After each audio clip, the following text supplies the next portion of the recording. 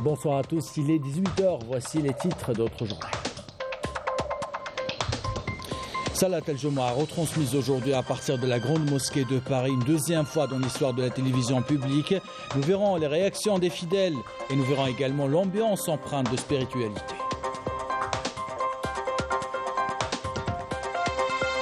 Les ambassadeurs des pays africains étaient conviés hier à un iftar, l'occasion de parler d'investissement et de mettre en valeur le patrimoine algérien.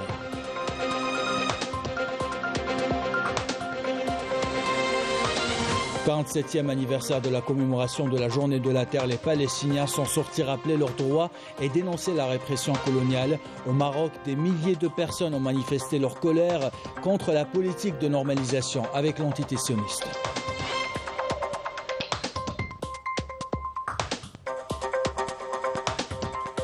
Enfin, nous terminons ce journal avec une visite au village de Bni El-Mey. Ses habitants l'ont déserté à 2 reprises, une fois pendant la guerre de libération nationale et une deuxième fois pendant la décennie Nord. Aujourd'hui, ils y retournent pour vivre, mais également pour partager leur vécu avec les visiteurs. Voilà pour les titres. Bienvenue à tous. Nous entamons ce journal avec ce sujet. Vous étiez nombreux cet après-midi à suivre sur la télévision publique la prière du vendredi retransmise à partir de la Grande Mosquée de Paris. Une initiative afin de renforcer les liens de solidarité de la communauté algérienne établie à l'étranger avec la mère patrie. L'imam s'est exprimé en arabe et en français. Il a rappelé également les valeurs de l'islam en ce mois de piété. Correspondant signé à Afef Blouchet. Nous sommes donc ici pour la deuxième fois dans l'histoire de la télévision publique algérienne pour une retransmission en direct de la Grande Mosquée de Paris. La Mosquée de Paris était un lieu de spiritualité, comme vous l'avez dit, mais en même temps un lieu de solidarité. Grâce au président de la République, Saad Majid Tebboune, qui a toujours eu cette affection pour les Algériens qui vivent en France, d'abord d'avoir offert des iftars pendant le Ramadan. L'année dernière, il l'a fait. Cette année, il a demandé à ce que les 4 vendredis de Ramadan soient consacrés donc à des jeunes étudiants, quelle que soit leur nationalité, mais c'est lui qui voulait l'offrir. Et en même temps, cette solidarité que nous avons lancée sur toute la France, dans toutes les grandes villes principales, où nous distribuons à travers la Fédération de la Grande Mosquée de Paris. Nous, aujourd'hui, distribuons 3500 repas tous les soirs. Ici, à la Grande Mosquée de Paris, les fidèles affluent afin d'accomplir la prière collective du vendredi. Il y en a qui sont jeunes, d'autres moins jeunes, et particulièrement les habitants du quartier, dont on retrouve l'un d'entre eux. Bonjour. Bonjour. D'abord, je sais que vous affectionnez beaucoup la Grande Mosquée de Paris. Pour quelle raison? Pourquoi cette mosquée en particulier? En fait, pour plusieurs raisons. La première et la plus évidente, c'est que j'habite à côté, donc c'est très pratique pour moi de venir ici. Il y a peut-être également une deuxième raison, c'est que de par son histoire, à un moment donné, la mosquée de Paris était le seul lieu de rencontre, de culte de toute la communauté musulmane et en particulier algérienne. Donc, surtout tous les vendredis, en fait, venir ici, on est sûr de rencontrer un membre de la famille, un cousin, des amis. Également, franchement, il y a aussi un point très important pour moi, c'est que le côté architectural, franchement, comme vous voyez par vous-même, les jardins et toute la mosaïque, franchement, c'est une beauté superbe. Ici, on se retrouve presque en famille. Et tous les Algériens, enfin tous les musulmans du monde, on est là. C'est une communauté, c'est une famille, quoi. Allahu Akbar. Allahu Akbar.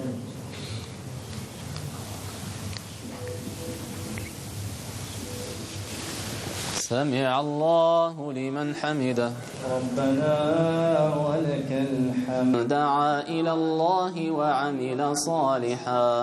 وعمل صالحا وقال إنني من المسلمين ولا تستوي الحسنة ولا السيئة ادفع بالتي هي. Et on revient à Alger, où un iftar a réuni hier le corps diplomatique de plusieurs pays africains et pays amis. La rencontre a permis de parler d'investissement, mais également de mettre en avant les potentialités des entreprises algériennes, mais également de notre patrimoine culturel et culinaire. Commentaire de Amel Bouharba. C'est un iftar qui a réuni des membres du corps diplomatique accrédité en Algérie et des opérateurs économiques. Une occasion de mettre en avant le savoir-faire des entreprises algériennes et le patrimoine culturel et culinaire de notre pays. Notre vision en tant que Turquie par rapport à l'Algérie mais aussi à l'Afrique, c'est évidemment le partenariat gagnant-gagnant.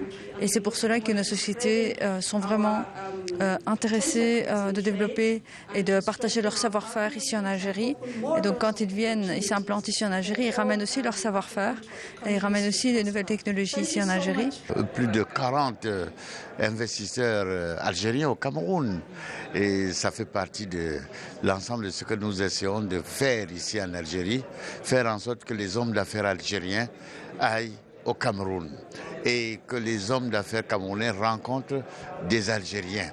Parce que le Niger entretient des belles relations, des relations qui sont actuellement au beau fixe avec la République algérienne démocratique et populaire.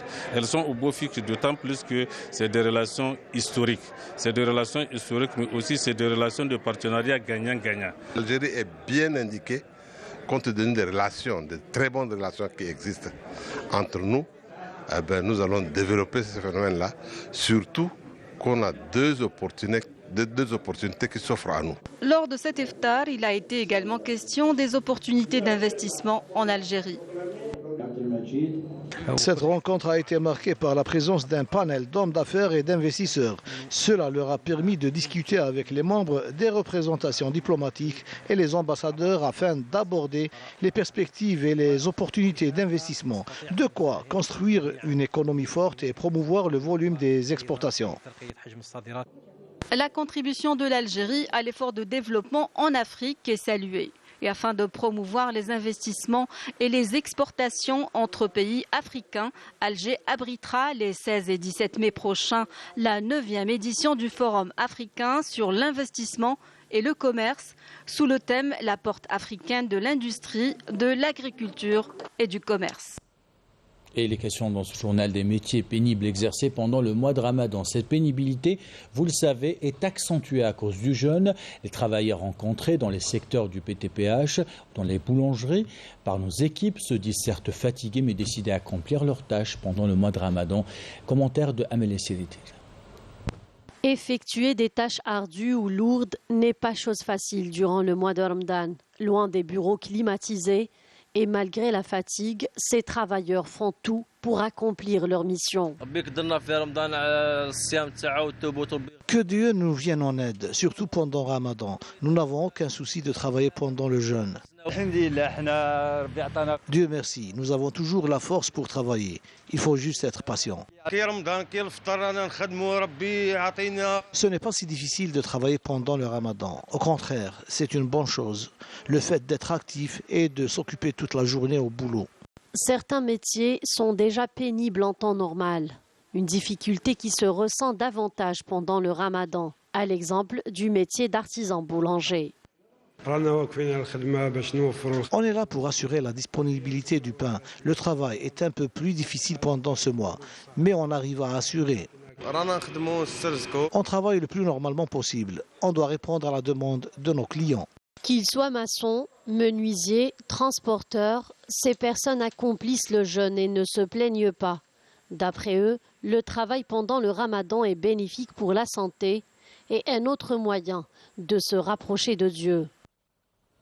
Et dans l'actualité de ce vendredi, on s'arrête devant les efforts en matière de numérisation engagés par le ministère de l'Enseignement supérieur et de la Recherche scientifique.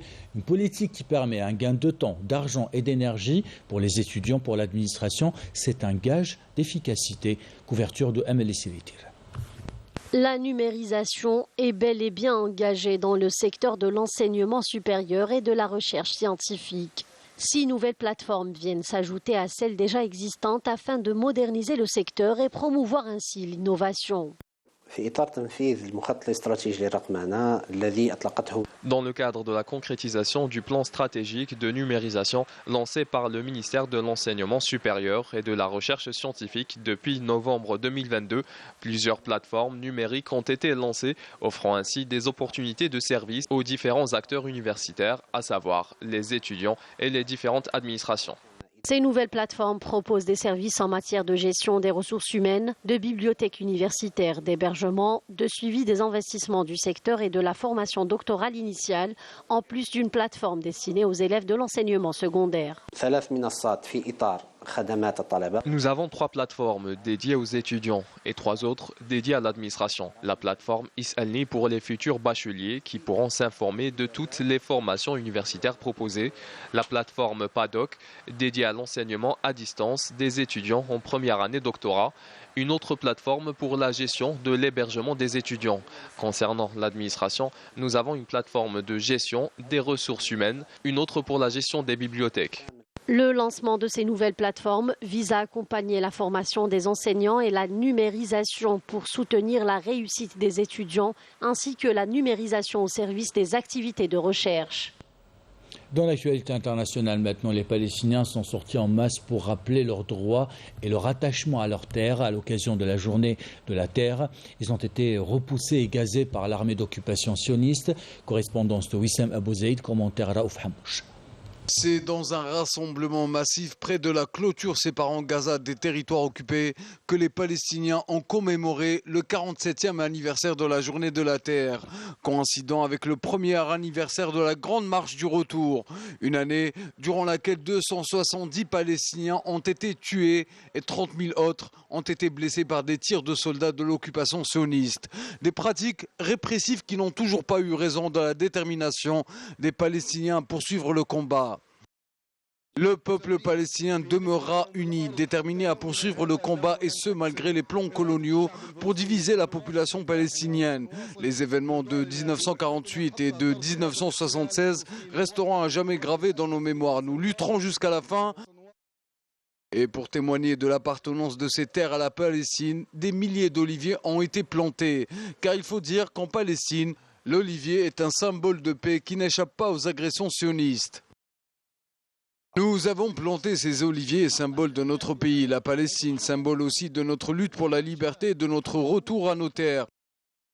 Depuis 1967, plus de 12 000 maisons palestiniennes ont été démolies et plus de 2 millions d'arbres ont été déracinés par l'entité sioniste dans les territoires occupés. C'est une journée sacrée pour nous et tous les Palestiniens doivent y participer aujourd'hui. Nous voulons rappeler au monde entier, aux amis et aux ennemis, que ce peuple n'oubliera jamais sa terre.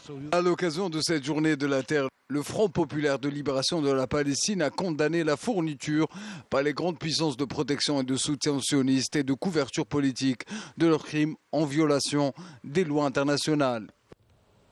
Et toujours à l'international au Maroc, ils étaient nombreux hier et aujourd'hui à manifester leur colère contre la politique du gouvernement marocain qui a conduit un pays contre sa volonté à s'engager dans une entreprise de normalisation des relations avec l'entité sioniste.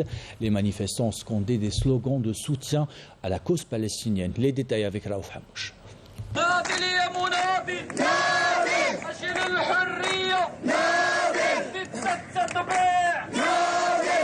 Hier à Rabat, des centaines de manifestants ont envahi les rues pour exprimer leur solidarité avec le peuple palestinien à l'occasion de la Journée de la Terre et dénoncer ainsi la normalisation avec l'entité sioniste, synonyme de trahison de la cause palestinienne.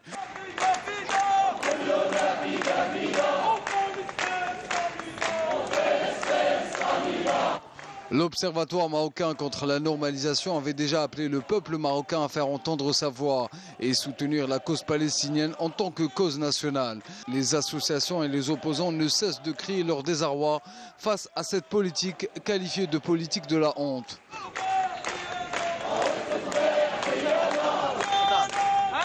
Ni les menaces ni les arrestations n'ont eu raison de la détermination du peuple marocain à faire entendre sa voix. Le peuple marocain fait montre d'une grande détermination pour faire entendre sa voix et se désolidariser avec la politique du Marzen.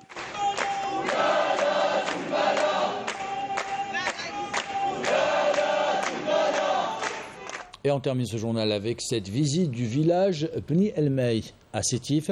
Ses habitants l'ont déserté à 2 reprises, une première fois durant la guerre de libération nationale, une deuxième pendant la décennie noire. Aujourd'hui, ils y retournent pour vivre, mais également pour partager leur vécu avec les visiteurs et les touristes. Reportage de Badi Amardi. C'est l'un des villages les plus anciens de Sétif. Bni El Mey est situé dans la commune de Boutaleb, à plus de 70 km du chef-lieu de Wilaya. Ses habitants sont de retour après l'avoir déserté lors de la décennie noire. Ce village est riche en histoire car il a participé à la révolution de novembre, selon les témoignages recueillis sur place. C'est un ancien village. Nous avons l'une des plus anciennes mosquées appelée Sidi Mazouz. Il y a aussi la mosquée Ould Sidi Hillal et la mosquée Sidi Mbarak. Notre village est historique. Les soldats français l'ont envahi dans les années 54 et 55. Les Moudjahidines prenaient leur nourriture de la mosquée Sidi Mbarak. Notre village compte 6 à 7 martyrs.